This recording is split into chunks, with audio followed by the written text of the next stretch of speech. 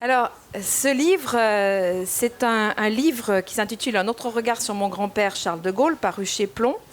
Et finalement, je crois que à terme, après les notes que j'ai prises, je crois que je vais en garder un souvenir qui est un souvenir imaginaire pour moi, c'est-à-dire ce jeune homme de 19 ans marchant dans les jardins de la Boisserie à Colombey-les-Deux-Églises avec son grand-père. Mais sauf que ce petit-fils, c'est vous, et le grand-père, c'est Charles de Gaulle. Alors, ces tours de jardin, dans votre livre, vous y revenez régulièrement. On a l'impression que ça a été des moments un peu hors du temps où vous avez pu échanger avec votre grand-père. Oui, parce que les tours du jardin à la Boisserie, il y en avait au moins 4 par jour. Donc c'était un exercice régulier. Lorsque j'avais la chance de pouvoir les faire à ses côtés, c'était un moment privilégié parce que si je peux m'exprimer ainsi, j'étais seul avec lui, j'étais à côté de lui, il était à côté de moi, je pouvais lui parler, il me parlait, et nous n'étions pas dérangés par les autres membres de la famille. Voilà, ce qui pour moi était très précieux parce qu'il n'y avait pas d'interférence. Je pouvais lui dire ce que je voulais et il me répondait avec une franchise absolument extraordinaire. C'est quelque chose que vous notez. Il n'y avait pas de tabou. Vous avez pu toujours Non, lui parler n'y de ce avait que aucun vous vouliez. tabou et si vous voulez, autant Charles de Gaulle, le général, était un personnage impressionnant, autant pour moi, c'était vraiment le grand-père. Alors bien entendu, je ne m'asseyais pas sur ses genoux, je ne lui grattais pas le menton et je ne lui tapais pas sur le ventre. Mais en même temps, j'étais avec lui sans aucune réserve, sans aucune gêne. Je savais que quand je m'adressais à Charles de Gaulle, il ne fallait pas que je dise des âneries. Il fallait quand même essayer d'être à un niveau qui soit un niveau qui convienne. Mais en même temps, vraiment, il n'y a jamais eu d'interdit, de sujet qu'il fallait écarter. Il aimait parler avec vous. Il aimait parler, il aimait d'abord parce qu'il avait confiance dans les membres de sa famille. C'est pas quelqu'un, il donnait pas dans le people, hein, vous le savez. Il y aurait eu Twitter et il se serait écarté de tous ces machins-là aussi vite que possible. Et il avait une vie personnelle qui était une vie retirée, une vie simple. Je cite à la fin de mon livre une longue citation sur Périclès. Oui. C'est exactement ça. C'est exactement ça. On prendra le temps de la lire. Et en même temps, la contrepartie de tout ça, c'est que dans sa famille, il se sentait en confiance et nous faisions évidemment tout ce qu'il était en notre pouvoir pour ne pas la trahir. Ce qui fait qu'il pouvait nous parler, on savait que nous pouvions lui parler et échanger avec toute la liberté, y compris sur des sujets très graves. Oui, on aura l'occasion aussi d'en reparler dans l'interview. Alors cet autre regard sur votre grand-père, c'est pas seulement le regard affectueux d'un petit-fils, c'est aussi le regard d'un homme qui a envie de rentrer dans la pensée du grand homme qu'il a été. Vous essayez de comprendre et de nous dire, de nous partager ce qu'il a animé finalement profondément toute sa vie. J'ai effectivement essayé, alors c'était un objectif impossible à atteindre parce qu'on n'est pas dans la tête les uns des autres, de ne pas livrer uniquement un recueil de souvenirs parce que je pense que, en tout cas à mon sens, ça n'aura pas été suffisamment intéressant, mais j'ai essayé d'articuler ces souvenirs autour d'une analyse de sa manière de réfléchir sur un certain nombre de thèmes. J'ai essayé de percevoir, et encore une fois c'est impossible à faire, mais au moins fallait-il approcher l'objectif, de percevoir ce qu'on peut modestement appeler son discours de la méthode. C'était quoi sa manière de réfléchir, d'appréhender le monde, de l'analyser, de juger, de donner des pistes et surtout de se projeter vers le futur qui était pour lui une considération peut-être probablement d'ailleurs la plus importante de sa vie d'homme d'État.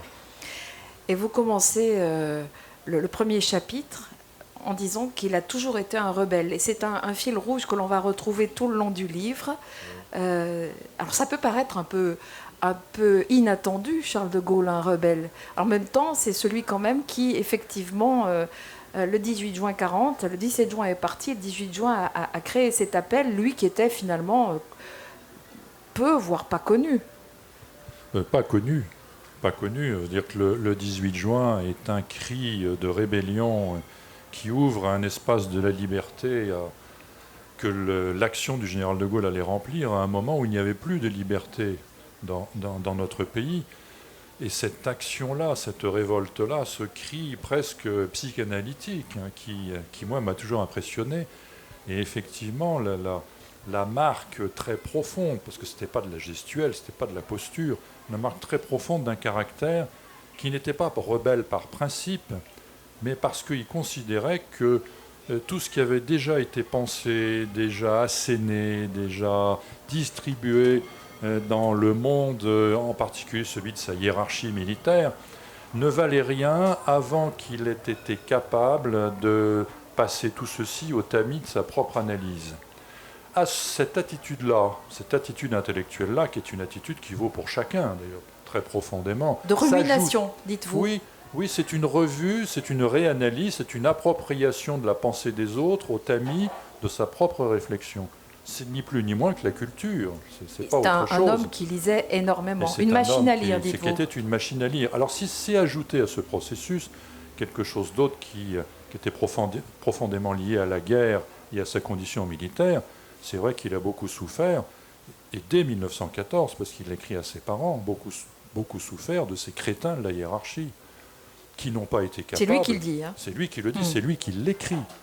Qui n'ont pas été capables, mais dès 1914, de conduire la guerre comme il fallait le faire. D'ailleurs, il ne pardonne pas à l'irresponsabilité de l'intelligence. Alors, soit parce que certains sont dans l'incapacité de l'exercer, parce qu'ils n'osent pas, ils visent Paul Reynaud, soit certains qui sont enfermés idéologiquement, ça c'est plutôt Léon Blum, et puis il y a ceux qui le font pas parce qu'ils n'ont pas de profit direct à en tirer. Alors là, évidemment, pour lui, c'est totalement impardonnable. Oui, c'est surtout cette dernière catégorie qui faisait l'objet de ces critiques les plus acerbes. Ceux qui prétendent servir l'État ou servir le public, tout simplement, et qui ne le font que pour leur profit individuel, représentent une catégorie de gens qu'il méprisait profondément. Alors, les deux premiers que vous avez cités, Paul Reynaud d'un côté et effectivement Léon Blum de l'autre, qui étaient pour lui deux personnages qui étaient loin d'être sans valeur, et l'un et l'autre. L'un a manqué, qu'il reconnaissait tout à fait évidemment. Léon Blum d'ailleurs en particulier, parce qu'il considérait que c'était le plus intelligent de sa génération. Le premier parce qu'il a manqué de courage, et le second parce que c'est vrai que l'idéologie socialiste a enfermé Léon Blum dans un carcan qui, s'il n'avait pas existé, lui aurait permis de réagir autrement. Léon Blum, si vous voulez, pour prendre un exemple, s'agissant de la guerre, il a beaucoup participé en tant que chef du gouvernement, Léon Blum, au réarmement de l'armée française. On ne peut pas dire qu'il s'en soit complètement désintéressé.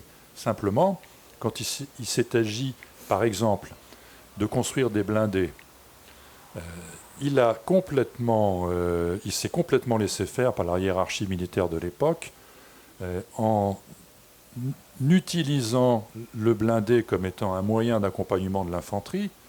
C'est-à-dire, ça, c'était la théorie et la technique de 1914, totalement dépassée. Et surtout, et ça, c'est l'idéologie qui avait frappé, c'est que lui et son gouvernement avaient donné pour instruction de construire des blindés, évidemment qui étaient blindés, ça c'est clair, mais surtout qui n'avaient pas de moyens d'armement, et en particulier de canons, qui aient une autre capacité que défensive. Et c'est pour ça que les chars français avaient des canons courts. Ils n'avaient pas des canons longs pour pouvoir, comme les chars allemands, pour pouvoir les attaquer comme il le fallait à l'époque. Alors ça vous le présentez parce que c'est l'analyse de votre grand-père, à la lecture évidemment de sa propre expérience militaire, de ses lectures, de sa culture générale immense, et notamment, il était imprégné des auteurs grecs anciens. Oui, ça m'a beaucoup frappé parce que, je le dis dans le livre, j'ai retrouvé dans le grenier à Colombey, un jour, une histoire... de la Grèce et une histoire de Rome, la Grèce antique, une histoire de Rome. Ces deux très vieux volumes, d'ailleurs assez abîmés. Je me suis dit, c'est curieux, d'où viennent-ils ? Édition de Victor Duruy, 1913, avec des annotations, des encadrements, des notes manuscrites à certains endroits, qui étaient évidemment celles de mon grand-père, parce que c'était son écriture. Et je me suis dit, ce sont ces livres. Et d'où viennent-ils ? C'était probablement ceux qu'il avait emmenés quand il était en captivité à Ingolstadt, en Allemagne, à partir de 1915. Et effectivement, l'histoire romaine, ça n'intéressait pas trop. D'abord parce qu'il la connaissait, et ensuite parce qu'il était moins sensible, comment vous dire, c'est une thèse qui était assez présente à la fin du 19e. Les Romains ont un peu copié les Grecs. C'est ça, c'est le thème selon lequel la civilisation ne vient qu'après et n'est là que pour traduire la culture. Et ce qui l'intéressait lui, c'était la culture, et donc la culture grecque. Et il a été très profondément imprégné de la culture grecque. Alors cela revient évidemment manifestement dans ses prises de décision. Il n'en parle pas forcément autour de lui. Ça l'imprègne, comme on le disait tout à l'heure. Et c'est un homme aussi du réel. C'est un homme qui a le courage de le regarder en face, mais qui va toujours avoir de l'espoir. C'est un mot que l'on retrouve très souvent dans votre livre et qu'on le retrouve très souvent aussi, justement, dans la raison d'agir, finalement, de Charles de Gaulle. On peut encore y croire. Moi, je crois que c'est l'une des clés. Alors, le réel, c'est une attitude, c'est-à-dire qu'on n'accepte pas les choses telles qu'elles paraissent et on creuse l'analyse jusqu'au plus loin possible de façon à percevoir non pas ce qui est vrai et ce qui ne l'est pas, parce que ça c'est un débat très profond, mais ce qui peut se contourner et ce qui s'impose. Et ça, cette attitude intellectuelle-là, elle reste. Mais la réalité, de temps en temps, effectivement, nous le savons tous, nous impose des contraintes, voire de temps en temps du désespoir. L'histoire de l'humanité est faite de désespoir, mais elle est aussi faite de renouveau, d'avenir, et l'histoire de France en particulier. Et Charles de Gaulle avait une foi très profonde dans la capacité de l'homme à se dépasser, à faire en sorte que son objectif, ce ne soit pas la destruction, mais la construction. Et quoi qu'il se passe, quoi qu'il arrive, quelle que soit la situation, il pensait toujours qu'il y avait des moyens de s'en sortir.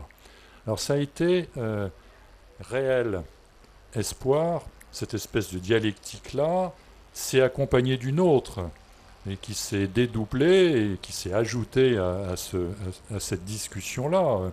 C'était, au fond, le fait de pouvoir imaginer l'avenir dans toutes ses possibilités, y compris en rêve, quelquefois, et en même temps, le savoir que, quoi qu'il se passe, il faut toujours être capable de proportionner ses moyens à ses objectifs.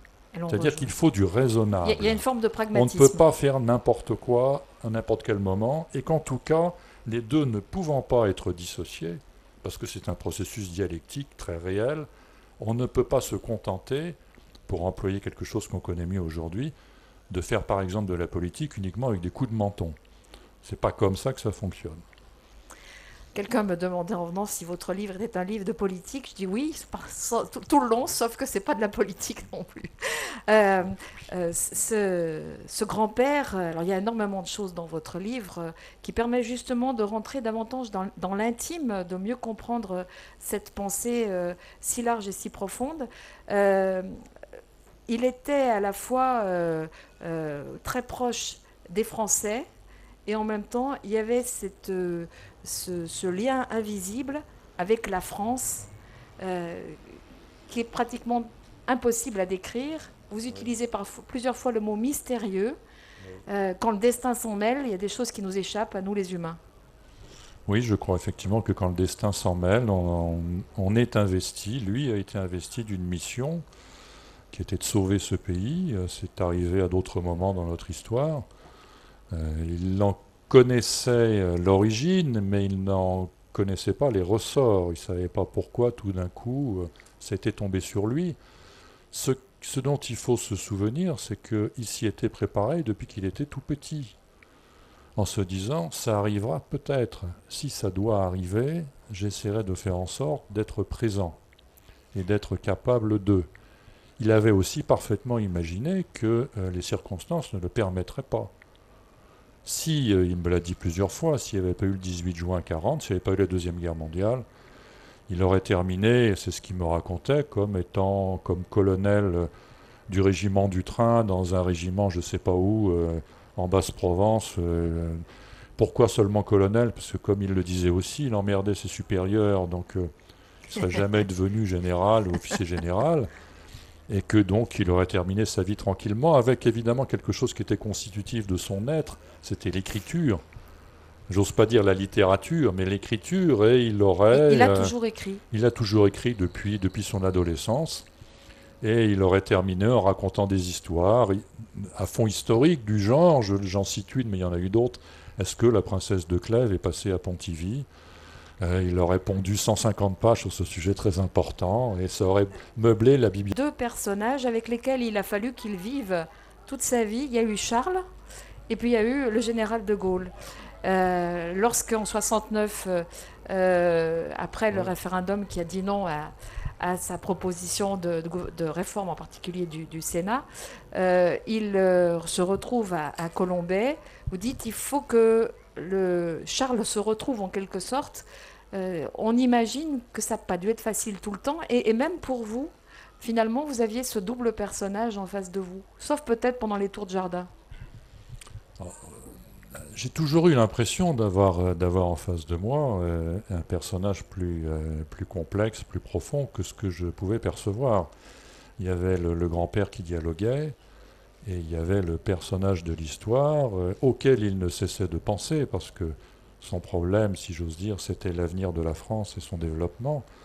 Et l'un et l'autre communiquaient dans son intime de manière permanente, mais ce que nous percevions à titre individuel, évidemment, ne représentait pas la totalité de l'individu. Et c'est vrai, ça ne nous gênait pas. Vous savez, de temps en temps, quand on avait une conversation avec lui, je sentais bien que mes frères aussi, mon père aussi, que de temps en temps, que tout d'un coup, il n'était plus là. Il était ailleurs. Alors ça ne le dérangeait pas que nous soyons là et que nous continuions à parler. D'ailleurs, de temps en temps, il répondait en se dédoublant, c'était assez curieux. Mais de temps en temps, il n'était plus là. À quoi pensait-il? Je ne sais pas, mais j'imagine que c'était effectivement à l'histoire dont il se savait être un acteur, de par les faits, de par la force des choses, et surtout, parce que ça c'est quelque chose qu'on ne souligne pas assez, au fait que ce qui compte, encore une fois, dans l'homme, c'est le progrès, c'est l'avenir. Et ce qui compte pour l'homme compte aussi pour son agrégation, c'est-à-dire le pays dans lequel il vit. Ce qui compte pour la France, c'est l'avenir, c'est ce qui va se passer demain. Et ce n'est pas de rester en permanence plongé dans la commémoration et dans l'histoire passée. Non, la méditation, oui, parce que justement, elle permet de préparer l'action.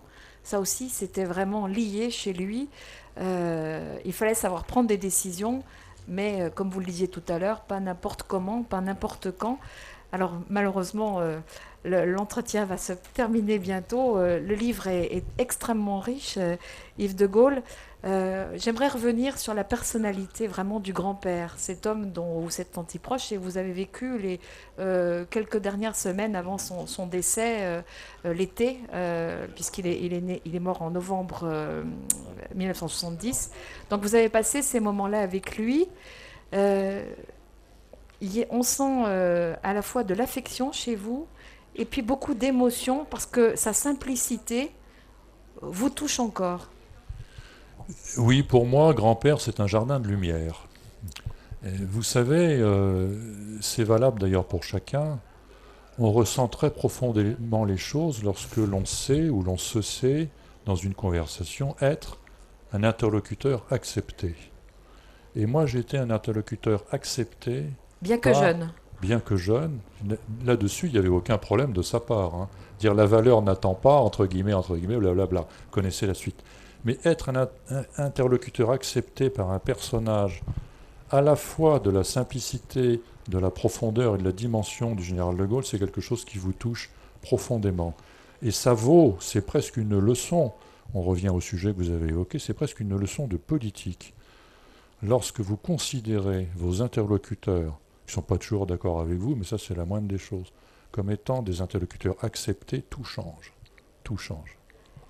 Son combat, il l'a toujours mené pour la liberté. C'est le dernier mot de votre livre. C'est vraiment ça qui était fondement de son action. Aujourd'hui, plus que jamais, ça vous paraît important de le dire ? Ça ne cessera jamais d'être important de le dire. Et aujourd'hui, pas forcément plus qu'auparavant, parce que l'histoire, notre pays a connu des moments de profonds bouleversements et de drames très, très, très, très important. Je pense que c'est la seule chose qui importe, la seule chose qui compte. La liberté de chacun, la liberté d'un peuple, la liberté d'un pays, la liberté d'une population, la liberté d'agrégation de cette population à l'intérieur des pays.